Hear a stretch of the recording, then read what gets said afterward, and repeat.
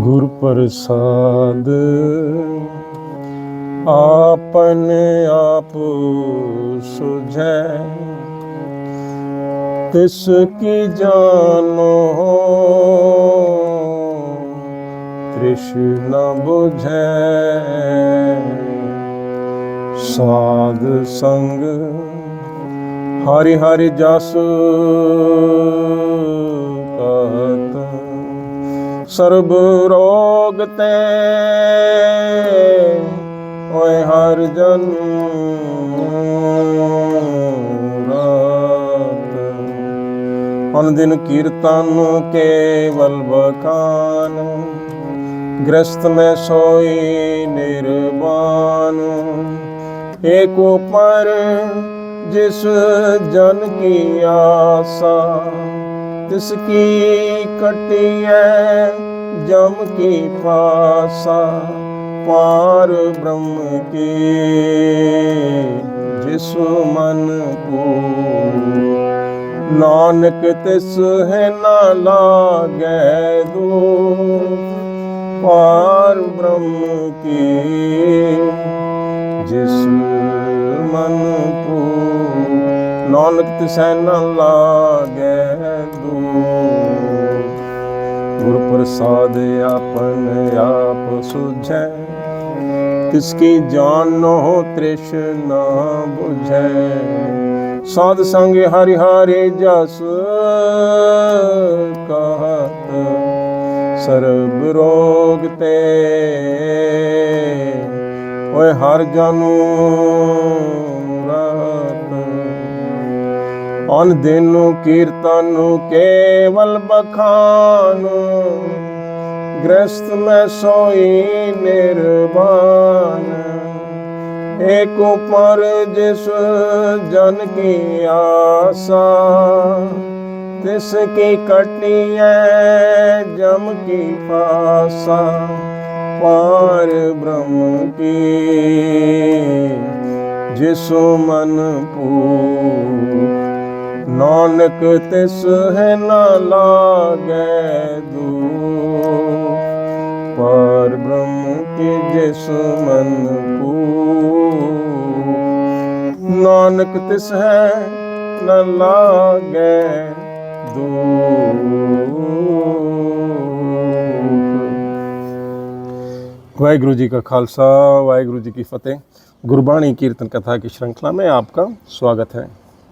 हरि जस गायन करते हुए, हरि नाम गुण गायन करते हुए गुरु जी उपदेश करते हैं, गुर प्रसाद आपन आप सुझै, तिसकी जानो तृष्णा बुझै। गुरु की कृपा से जिसने अपने अंदर पार ब्रह्म एक ओंकार वाहिगुरु को पहचान लिया है ना, उसी की दुनिया में प्यास बुझी है।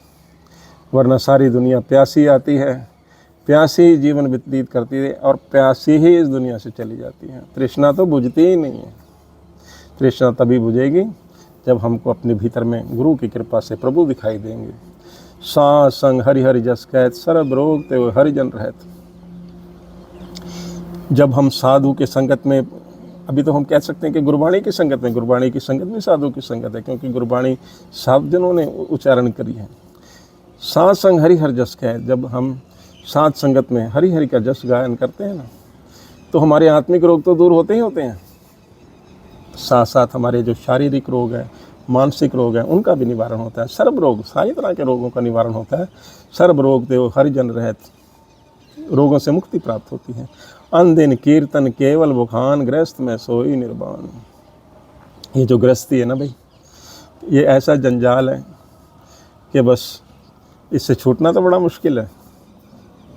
और गृहस्थ जीवन बाकी सभी तरह से बेहतर माना जाता है, क्योंकि इसमें भिक्षा मांगने की ज़रूरत नहीं होती, घर बैठे अपना गुजारा चल जाता है। सबसे बेहतर होने के बावजूद भी इसके अंदर इतने जंजाल हैं कि मुक्ति नहीं मिलती। परंतु गुरु जी कहते हैं अन दिन कीर्तन केवल बखान, लेकिन मन के अंदर, आत्मा के अंदर माया से निर्लेप रहकर, घर के अंदर रह कर अपने कर्तव्य करते हुए कीर्तन में जब मन जुड़ता है ना, अन दिन कीर्तन केवल बखान, केवल प्रभु के साथ मन जुड़ता है। बाकी चीज़ें तो चलो करनी है, शरीर के लिए, परिवार के लिए, वो अलग बात है। लेकिन मन परमात्मा से जो जुड़ता है, कीर्तन से जुड़ता है, गृहस्थ में सोई निर्वाण, गृहस्थी में रहते हुए वही व्यक्ति निर्वाण अवस्था को प्राप्त करता है। मुक्ति, आत्मा की मुक्ति उसी की होती है, उसी को निर्वाण अवस्था प्राप्त होती है। एक ऊपर जिस जन की आशा, तिसकी कटिए जम की फांसा। आत्मा की मुक्ति नहीं है जब तक हम ये किसी पर भी आस रखते हैं। किसी बड़े, हम कहते हैं ना, सरकारी अधिकारी है, उस पर आस रख ली, कोई बहुत धनी व्यक्ति है, उस पर हम आशा टिका ली, अपने परिवार में बाल बच्चों पर, किसी और पर भी हम आशा टिकाते हैं, तो उससे कहाँ से मुक्ति मिलेगी? उससे कोई मुक्ति नहीं मिलेगी, बंधन ही बंधन मिलेंगे। अगर हम एक प्रभु पर अपनी आस टिकाएंगे ना, एक ऊपर जिस जन की आशा, जो आत्मा परमात्मा पर आशा रखती है कि परमात्मा तू ही मेरा पालनहार है, उसको शक्ति मिलती है, वो अपना सारा काम भी उसको वो कर लेता है। और उसकी जम की फांस है, उसकी सारी फांसियाँ, बंधन जो है वो कटते हैं, वो आत्मा मुक्त होती है। पार ब्रह्म की जिस मन भूख, नानक तिसे न लागे दुख। अब ये व्यक्ति है ना, उसकी तृप्ति तो होती नहीं है, भूख मिटती नहीं है। अब जिसको धन की भूख है वो कभी मिटी नहीं। अब हम देखते हैं राजे होते थे, उनको उसकी भूख होती थी अपने जो है काम वासना की कह लें, तो कितनी राजे रखते थे, तभी उनके चरित्र कोई बहुत बेहतर होता नहीं था, क्योंकि तृप्ति होती नहीं थी। जिस व्यक्ति को भाई पार ब्रह्म की आत्मा की प्यास है ना, एक ओंकार प्रभु के नाम की जिसको प्यास है, जो हर एक में परमात्मा के दर्शन करता है और दर्शन की, प्रभु के दर्शन की चाहता है जिसको, ऐसी भूख है, नानक तिसे न लागे दुख। और उस व्यक्ति को, उस आत्मा को फिर दुख नहीं पहुंचता। वरना संसार में माया के पीछे भागते, माया की भूख रखने वाले और अन्य किसी भी प्रकार की भूख रखने वाले को बहुत दुख मिलता है।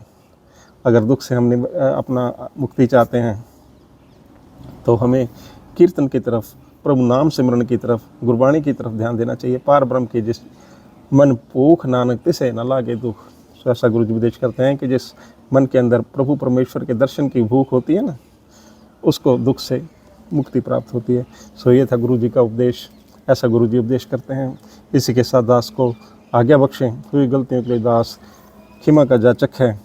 अरदास करें कि ये कीर्तन कथा की श्रृंखला आगे भी इसी तरह से चलती रहे।